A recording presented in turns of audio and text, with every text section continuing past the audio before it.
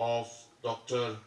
Conrad, who is the senior specialist and who was giving the brief history of the CHC. And I must truly tell you that it was a really inspiring story to hear. And I think everybody in the state, especially our officials and doctors working in different PHCs and CHCs, must hear this story, must see the changes you have made, and not just the doctors and PHCs and CHCs, but government officials in general. I very often, when I speak to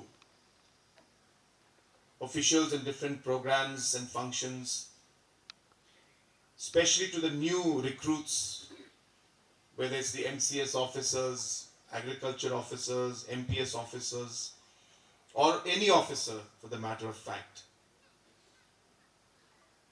one of the few advices which I always give is to always look at your work that you are doing, not from the point of view of a duty that you do, but you must look at the work that you do from the point of what purpose you are trying to achieve. And I think that makes a huge difference in the way we approach things. And I say this because it is about the mindset. If you are looking at your work as a duty from 9 to 5 or 10 to 5, then you will always look at the watch. But if it is from the point of view of telling yourself that you are here to save a life, you are here to bring a smile to a person's face, you are here to serve the people, then the watch doesn't matter, the challenges don't matter, but the objective and the purpose to achieve that goal, to be able to make that difference. So my message to you, I'm sorry I'm taking a lot of time, but my message to you is that this is what we need to figure out. And as correctly said by our Honorable Minister who just spoke, it's not always the big investments and the big machines and the big, infrastructures that we create that actually end up making the big difference. Sometimes it's the smallest interventions we do, the smallest things we end up, steps taking, and the care that we give at that point in time, the attention that we give, those actually make the bigger differences. Small interventions, multiple interventions, but having large differences. So therefore, while we move ahead and say that we don't have this, we need to get into this, which of course we need to. I'm not saying we don't need to, we have to.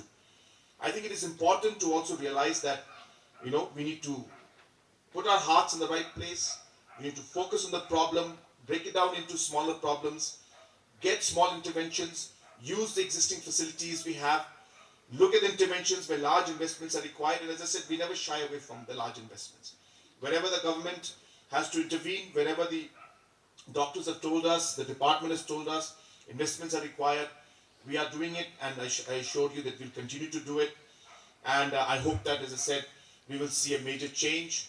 A very big decision, as you all know, that what we have taken recently in the cabinet, which all of you should know, is that we have started what we call the outcome-based budgeting. I know it's a very complicated word for all of you, but what it means is that we are now going to not give you money based on what we think is correct for you, or we're not going to give money based on a system of top-down approach.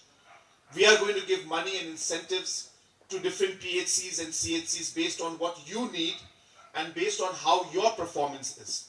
So the better the CHC, PHC performs, the more funds will be given to you, and the funds will be left to your, liberty to use the way you think is best. And we realize that this is a reverse way of doing budgeting, but it's a very, very effective way because it allows us to cater to the local issues and problems. Sitting in Shillong, in the Secretariat, we cannot understand what problems Sohra is facing. Sohra PHC, CHC has different programs and problems compared to, a Tikrikila CHC is facing. So hence, same policies cannot apply to all. So Health Department will be the first department which is going to implement what we call the outcome-based budgeting. It's something very, very unique, and I'm sure it's going to have a huge impact. And these are the reforms that are taking place today in the health sector. And I hope that with these reforms, we'll see many, many more improvements coming in the days in the days to come. I also would like to congratulate all our MLAs and our Minister for CNRD. He's not present with us here today, but it's a great achievement that today we have been able to lay the foundation stone for the Sohra Market Complex also. Again, this is our commitment towards ensuring that we see overall development throughout the state, and Sohra being a very, very important and a very popular tourist destination, we are very, very clear that more infrastructure needs to be created, and hence I'm hoping that this market space will allow opportunity for the youth to open up their businesses. And I also encourage the youth, please take advantage of the different schemes we had. Sohra has so many tourists coming in. They require, tourists require different forms of activities and entertainment. I was speaking to some of the youth out here, telling them that under CM Elevate, we are financing movie theaters to be set up. Even up to 1 crore we are giving as grant for somebody who would like to set up movie theaters, set up fitness centers, set up different kind of beauty parlors. If women want to set them up, entrepreneurs want to set them up, because I'm sure tourists would like to see a movie on one of the weekends, would like to, ladies may want to have a haircut, even gents may want to have a haircut. People may want to go for, a good gym with good equipments. All of these are being funded by CM Elevate. And just recently we had funded one swimming pool in Shillong, which already is now open. We funded 1 crore from CM Elevate for that. So we are ready, and we are encouraging our youth to do that, because this is a very important tourist destination. This market space is coming up. We'll be providing you CM Elevate programs. And also I was just sharing with honorable MLAs out here that you'll be happy to know that the road from Umtangar all the way to going down to Mosmai, that this has been taken up under the World Bank second phase project. So this is a 2,500 crore package. Out of that, about 100 plus the DPR is being made. It's not ready yet, but I expect the DPR to be anything between 100 to 150 crores. So this will be a all-weather road that will be created all the way from Umtangar to Mosmai. So it's a great investment, again, being done with the objective of promoting tourism. And of course, the health sector is also a very important part when it comes to tourism, also as tourists would require health services.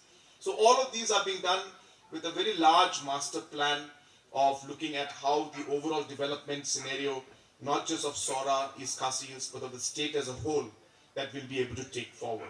So all of these interesting things are happening. And of course, about 2 weeks back, we were here along with the donor minister. We had laid the foundation for a 230 plus crore tourism circuit. This again, my friends, is the first of its kind in the country. The donor ministry and the tourism ministry and the Prime Minister's office have decided that one destination in every state should be developed to a world-class destination. And this thought process was brought in by the Prime Minister. And you'll be happy to know that they've been looking at many destinations. A lot of work and DPRs are being prepared, but it is Sohra that managed to do it first, and the money was sanctioned here first in the entire country. We are the first to get this because, of course, the tourism department worked very aggressively, and we submitted all the documents and papers on time. And the first sanction for this, unique destination development program is being done right here in Meghalaya, in Sohra, first in the entire country.